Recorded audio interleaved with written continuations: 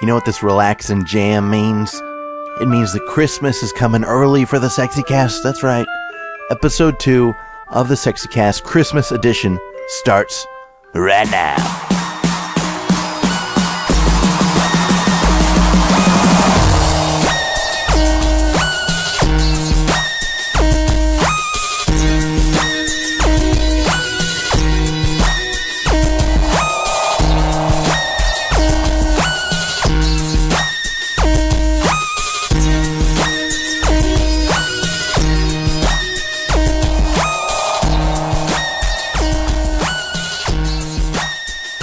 So, episode 2. Hey, you're here? Surprised you came back. So, episode 2, it's going to be the Christmas edition because it's almost Christmas.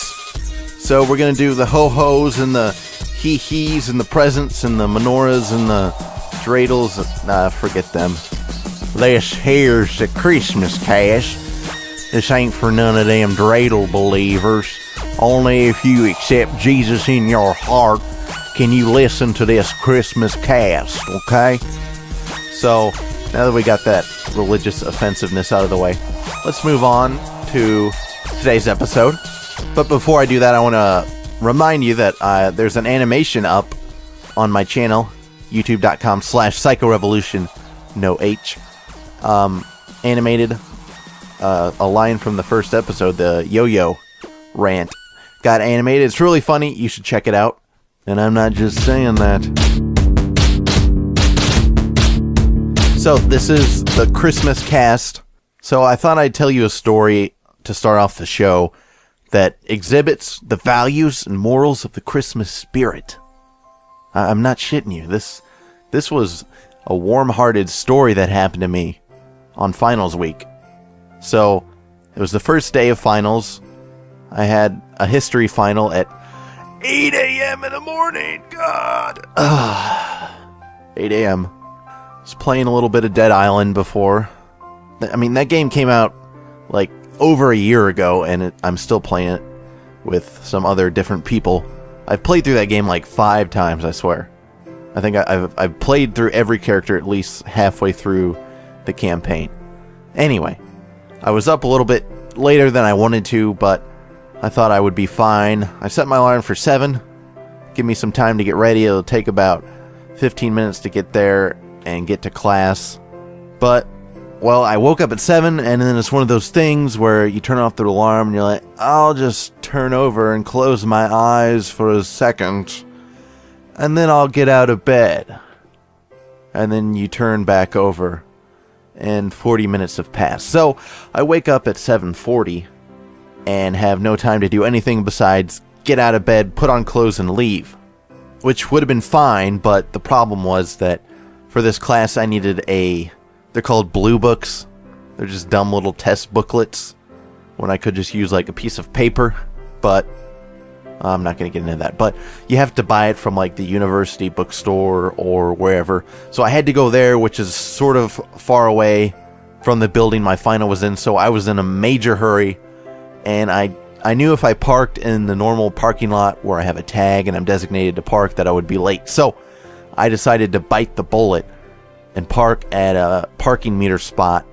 Problem being, those only can be paid for up to 30 minutes at a time. So I got there about 10 minutes or 5 minutes before class, and then the final was probably going to take me about 40 minutes. So I knew that I was probably going to get a ticket. So I just parked there, paid for the 30 minutes, and was just praying that the assholes that drive around in trucks giving us all tickets would not see my car and ticket me. So I did my final, yeah, whatever. And as I was coming out, I saw there was a piece of paper on my windshield wiper. So I was like, shit. Ticket. Ticket! Damn you, ticket! I thought there was going to be a ticket. I was sort of distressed. I was like, cool, I woke up late, did my final, I got a ticket. Great fucking day. So I went down there, but I saw it was a piece of notebook paper. So I was like, what? What is going on? So I look at it, and on it someone wrote in pencil, "Pay it forward, smiley face." Oh.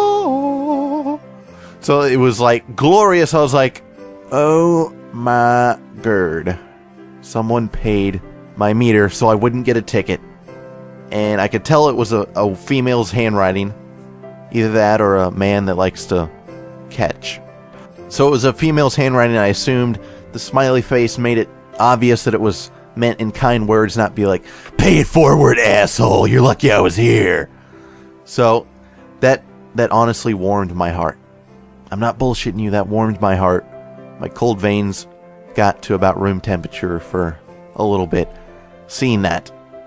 So my day was like, I was happy. I was like, great, Christmas spirit, someone did it. Now it's my turn to pay it forward. When will I do it? I don't know. Let's fast forward. I went to work. As I left work, I was leaving. I was walking in my car, and there was this woman with a backpack and a handkerchief thing on her like face because it is pretty cold out. I don't know if it's in the 30s or what, but it's really cold. And I was walking in my car, and as I got in, I see her walking down the street, and she keeps like looking over at me. I'm about like 50 feet away. She keeps looking over at me as she's walking. I'm like, what? Why is she looking at me? What does this bitch want? What the fuck does she want? She better not even, don't even fucking talk to me. So I'm in my car. I pull out to drive. I'm like gonna go parallel to her and pass, but she puts her hand up. She's like waving to me. So I'm like, oh shit, what does she want? I roll down the window. She's like, I'm trying to go to the senior center, the senior center was a couple blocks and a hill down away from my work. She was like, can I get a ride? So I was like, sure. And picked up my first, I guess, hitchhiker. She wasn't really hitchhiking, but she asked for a ride, and I didn't have any clue who she was. Now, if it was somebody else, I don't know if I would have done it, but it was a woman, probably in her 40s or 50s. Wasn't very threatening. She had a backpack on. Was going to the senior community center for some reason. So I decided to let her in. I gave her a ride. It was a very short ride, but nevertheless, I told her the story of paying it forward, and I paid it forward to her. That's right. That's right, I fucking paid it forward, man. So, it's the Christmas spirit. It's the Christmas season. So pay it forward, okay? I gave her a ride. I asked nothing in return, except for that hand job, but she said no. So that doesn't count. I asked nothing and gave her a ride. So, let that be a lesson to you, okay?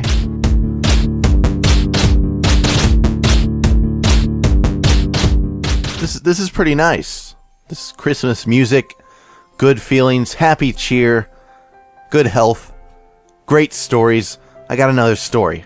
More stories. Story here, story there. Just call this Psycho's Stories from College Hour. I've got another story. Takes place at my college. Where else would it take place? The fucking moon! So this is how it goes. I was walking to class, walking to a building, kind of a long walk, and ahead of me I see this short, sort of rotund figure walking slowly. Pretty short. They don't have very long of a stride. I'm like 6 foot. Got a pretty good stride. I'm gaining on this thing. And as I'm walking behind, I'm trying to figure out if it's a man or a woman.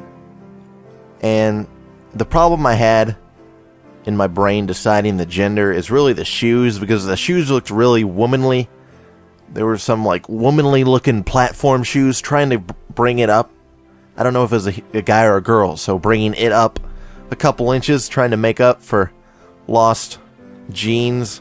You know, they grabbed the short straw in the gene pool for height. Let me describe them for them. They had a tan fedora. Okay, if that's not a mindfuck, I don't know what is on deciding gender. Tan fedora, khaki pants, black leather jacket. I mean, mixed messages everywhere. A book bag that was genderless. I couldn't tell guy or girl from the book bag. And like I said, they were short and large and in charge. And they're walking. As I'm getting closer, I'm like, I gotta figure out their gender. But the problem is I can't look at them, because that might be awkward, might be obvious, and I might they might want to start conversation or something if they see me looking at them, and I cannot have that. So as I approach, I can hear it. I can hear them. They're kind of like, you know, like fat people that are super fat, so fat that when they walk, they're like having a struggle. It's like this is their championship fight, just walking that 50 yards. This is going to be their moment to shine. This is their Olympics for them. They're just that kind of, and they're just walking, but it's exhausting them.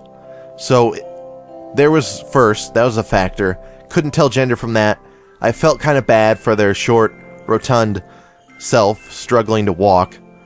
And as I passed them, I didn't look. I kept looking forward. Eyes forward. Do not look. Do not look. As I passed them, they let out a sound. They're like, whoo. And it's like a midget voice. It's like, whoo. I don't even know how to say it. But they let out a whoo sigh in a genderless voice, because maybe they're just a midget or something and they have a midget voice. I don't know. This is rough. This is rough on my psyche and on my moral compass. So I passed them. I'm walking. I'm like, God, was that a guy or a girl? I don't know. They had a shaved head. I left that one out, but that was a huge one. They had a shaved head, but other signs pointed to woman. So if it's a woman with a shaved head, well, woman with a shaved head, I only come to one conclusion, and that is cancer. Please to God, don't be cancer. Please be a man. I've been thinking these bad thoughts, taunting this person slightly in my head. Please don't be a fat, short woman with cancer. Please don't be that. That's what I'm thinking. And I'm gonna go to my building. I'm at the steps to go up in there. Go up in that bitch. But I stop. I say, I cannot go on with this day without knowing if this was a guy or a girl. So I stop. I turn around, looking down at my phone. Of course, phone is like urban camouflage at a college. Put your fucking phone out, you're invisible. So I got my phone out. I'm looking down at it. I see them at the top of my eyes. I can see them approaching. I glance up. It's a fucking girl. Oh my God. Oh. Stab me in the heart. Oh. Oh. I can only assume it was a short, fat, cancerous female. And I'm sorry. I'm sorry that I thought these thoughts about you, whoever you are out there. But, you know, this was kind of your fault, because you should really wear some gender-specific clothing. Probably cut out the leather jacket and cut out the fedora. How about a nice, like, Jackie Kennedy something? A wig, or, I don't know, a sun hat, something? Just leave the fedoras to the old men and find something else, okay? Okay. Okay.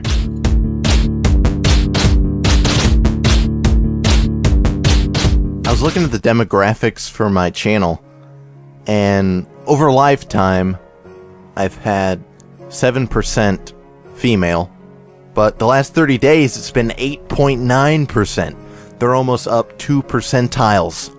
2 percentile points over a lifetime. So, you know, maybe I need to start doing some more female-friendly content. I mean, the last story, that was about a woman. Granted, I thought she was a man and she probably had cancer, but the one before that was about a woman too. Maybe if I keep doing stories about women, I'll get more women viewers. And if I have more women viewers, maybe they'll send me pictures of their... You know what? I've got another story that caters to the female audience, okay? This one's historical too. I'm gonna hit those highly educated women too, okay? You ready for this? You ready for this, gals? It's about the Civil War and cross-dressers. Can't go wrong there. So, how does this go? Well, back in the 80s, I think it was, there was a woman, and she wanted to participate in a Civil War reenactment. And they were like, sorry, you can't, because there weren't women in the Civil War fighting. And she was like, oh yes, I'll prove you, sonny. I'm sure she wasn't that old, but anyway. So she went back and did research because she was neurotic and crazy. And apparently there were 400 known cases of women fighting in the Civil War. But they weren't openly fighting as women. They were cross-dressing. Let that sink in for a minute, okay? Now, this kind of stuff, this could only happen in the 1800s or on Pornhub. But it did happen. And I want to tell you about the case of Rosetta Wakeman. This one was very interesting to me. Now, in the 1850s, she decided she was going to start dressing as a man so she could get a job on the canals up in New York, I think. So she put on her man pants and got a job as a boatman on the canals. Easy done, easy done. You think that's all that happened? Nope. Hold on, I'm telling you right now. So there was stuff going around there saying, hey, you should join the Union Army, all you guys on the boats, because they'll pay you $152 to sign on. That was the signing bonus, and that's how much you would make a year, basically, as a boatman. So it was a pretty good deal. She decided she was going to fight, get her money, and stay as a man. So she called herself Lyons Wakeman. That was her man name. And the reason she was able to get in is because back then, in order to join the army, all you had to do is show them your teeth. You know, open your teeth, and show them, because you need your teeth to rip open gunpowder cartridges or whatever, you know. Gunpowder tastes so good. They wouldn't eat it, but I'm sure someone would get in their mouth. So you need to show them your teeth, and then you need to wiggle your index fingers to see if you could shoot, you know, trigger fingers. So show your teeth, wiggle your fingers, you're in, buddy. 152 buckaroos, cool beans, you're in the Union Army. You go on basic training, which was 6 weeks basically of camping, you know. So it was pretty easy back then, you know, aside from all the cholera and dysentery and all that. But besides that, camping was fun. So she gets through basic training, no problem. She gets stationed in Washington, D.C. because she is sort of small-framed, because she is a woman and not a macho man. So she sits in there, doesn't see any action, until she gets shipped to Louisiana to do some little cleanup missions. Ends up, she drinks some bad water and gets chronic diarrhea and gets sent to the hospital, and she dies of chronic diarrhea. And get this, they didn't know she was a woman until the autopsy. That's when they found out. She got through the army, everything until the autopsy. They're like, oh, she's got a hoo-hoo down there instead of a cash and prizes ding-dong thing. And they're like, oh, well, ain't that a shame? So, and they kept it a secret for the funeral. They buried her as Lyons Wakeman. Didn't tell anybody. So, good on them. And this story is it just blows my mind. It was blown. I mean, seriously, who the fuck wants to be in a Civil War reenactment? I think I've catered enough to the 9%. How about I talk to the 91%? The common people. The common male. Yeah, this is categorized as gaming after all. But you may question it, I say nay. Nay. Nay, good sir. This is gaming related. I play games. I make videos about games. I watch other people play games. I fantasize. No, I don't. Since it's the Christmas season, let me tell you about some games that you might otherwise pass up because of the big blockbuster Call of Duty, Halo, games. You know, actually, this is the first year I did not buy the Call of Duty franchise. When I first got my Xbox 360, the first game, well, one of the first games, I played Halo 3 and COD 4. Those were my first, like, online experiences, and I was hooked, and I bought every Call of Duty up until this year. I was gonna hold off on Modern Warfare 3, and then I broke down a couple days after it came out, I think. Or maybe the night it came out, and I broke down and went and got it and regretted it, because I barely played the thing. I played about half, not even half, like 10 minutes of the first mission in the campaign, and said, why the fuck am I playing this? And turned off my Xbox, and never got into the multiplayer really on that. And I'm sure Black Ops 2 is a great game, but I think I'm done with the series for now. So, anyway, with all these blockbusters coming out, let me tell you about some games that you might have missed and are good, and I would suggest you maybe using your Christmas dollars, buckaroos, to maybe purchase them. Maybe they'll be on sale, maybe put them on your Christmas list, whatever. So, first off, XCOM, Enemy Unknown. If you follow the channel, you know that I did my longest series ever, with like 10 episodes or something. I played that thoroughly. I still haven't finished it. Ugh. I'm on like the last mission, and I don't know. The last mission just rubbed me the wrong way, and I haven't finished it. But nevertheless, this is an awesome game. If you're a strategy fan at all, any kind of strategy, it's awesome. Even if you're an action fan, you might like it because it is pretty actiony, and you really get attached to your squad as you level them up and equip them, because death is permanent, so when your squad dies, they're gone forever. So, Enemy Unknown, XCOM, really good game. I'd suggest getting it. Also, Hitman Absolution. I mean, it's a fairly decently big game, but it gets buried under everything else. So, Hitman Absolution, I'm in the process of playing it. It's a great game. If you're a fan of stealth, pick this puppy up. You're not gonna be disappointed. Another one we got here, it's really cheap. It's called Don't Starve. It's a lot like Minecraft, but instead of building and creativity, the focus on this one is really in exploration and survival. It's a really permadeath sort of game. It's really addicting and sometimes a little tedious, but if you're into survival and exploration, if you're into that, you'll love this game. It's similarly to Minecraft, it's in development, but it's released, so there's new things added every 2 weeks. It's a really good game to get on the ground floor on if you're into that. I played the poo-poo out of it. Why am I censoring myself? This is explicit. I played the shit out of it. And for about a couple days, a week or so. I haven't played it in a long time, but I'll be getting into that again at some point. So that one's a cheap one. I think it's like 11 bucks. If you like Minecraft, survival, exploration, try it out. And last and extremely unknown, here's a free game. It's called Stalker Online. This one's really weird. I haven't played a whole lot of it, but it's basically an MMO third-person shooter in the Stalker universe. It's free, and it's being developed by the community.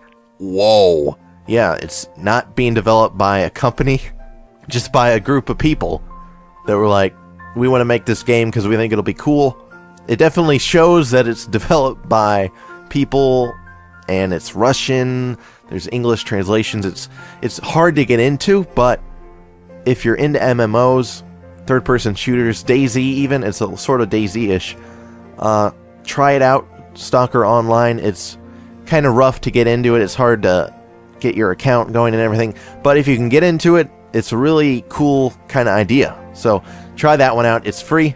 And speaking of DayZ, Rocket said that the standalone game of DayZ is supposed to be out this year, so clock's a ticking, so we'll see if it comes out. If not, I can assume maybe January or something, but that one will be out too. I can assume it will be good, and I'll be buying it and playing it and making videos. Yeah, man, videos about it. So those are my game suggestions for the Christmas season.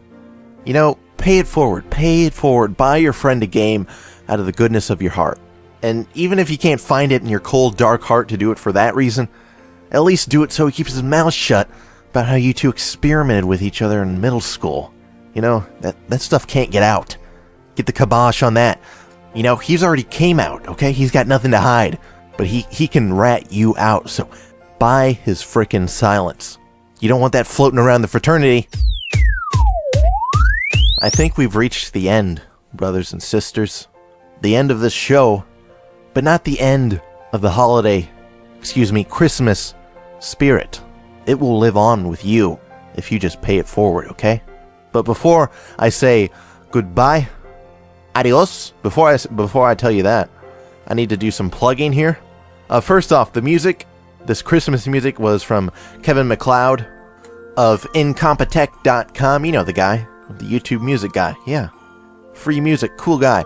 Also, the normal music that's played for this podcast at the intro and outro, that is thanks to Solus Films. Link will be in the show notes on the blog post, which is at sexycast.com. Also, if you're subscribed through iTunes, if you could, go leave a rating at least, or if you're extra kind and want to pay it forward to me, you can leave an iTunes review so I can get some input and also to get the rankings up for the show so people actually see it when they're browsing iTunes for a podcast. And in addition to your ratings, reviews, and comments, if you want to be in the show, I'll be rolling out more ways you can interact or support or be in the show. But for now, I'll give you the phone number you can call. You can call me, not actually me, but you can call the number. You can leave a voicemail, and if it's cool or funny or entertaining or not whale noises and breathing in the phone, I'll play it on the Sexycast. You can ask me a question. You can do anything. You can ask me anything or whatever. I don't care. Here's the number. 630-277-9261. One more time. 630-277-9261. That'll also be in the show notes on the site. So you can call in if you want and maybe be part of the show as well. So, typical plugs, Facebook or Twitter, I'm on there, PsycoRevolution. I'm on YouTube, youtube.com/PsycoRevolution. No H in Psycho. It's one word. And as well, put an X in front of that and you'll get my second channel, X PsycoRevolution, for some extra content that I throw up there when I feel like it. So, thanks for listening. Thanks for coming to number 2. I hope you have a great Christmas or Kwanzaa or satanic worship day. I don't even know. Whatever crazy holiday you have, I hope you enjoy it. Stay sexy, my friends. Adios.